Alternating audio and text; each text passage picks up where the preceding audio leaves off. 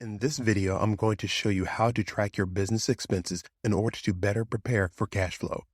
My name is Kendall Matthews for Uplinq.ai, and in this video, I'm going to show you a really simple way of tracking your business expenses so that when it comes time for the end of the month, you don't have any surprises. It's not hard at all, and you can save your company lots of headaches down the road.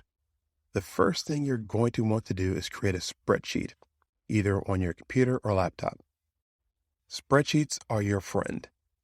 It doesn't matter which one. Excel works fine, or Google Sheets will work just as well for this purpose. The next thing we want to do is add columns for date, description of expense, and the amount. Now here's a tip if you're not using accounting software. The most efficient way to track your own expenses in a spreadsheet is to export CSV bank files.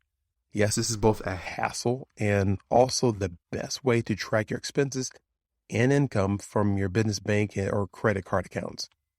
But did you know when you connect with Uplinq.ai, it will automatically do this for you, and it'll present you better visualizations of your transactions. You can learn more in the links in the description.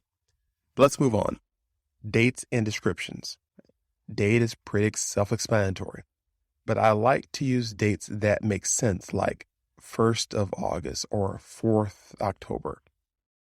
Description of the expense will be things like lab fees, website hosting, mileage, or whatever expenses your business or practice incurs. And the amount will be how much you paid for each item, whether it was supplies, continuing education, or advertising contracts, whatever makes sense to you. It doesn't have to be really specific, but you need to communicate it to your bookkeeper to make sure you're on the same page. The third thing you want to do is enter the data as it happens, whether that's daily or weekly. Being consistent is key. You'll start to see a picture of your average monthly spend emerge, which will be really helpful for understanding how much cash flow you're going to need at the end of each month. The last thing you want to do is to track your metrics quarterly or monthly to see how you're doing and if there are any areas that need improvement. This really helps with cash flow because it becomes clear what has been spent and what will be coming in the near future. Just remember to keep improving.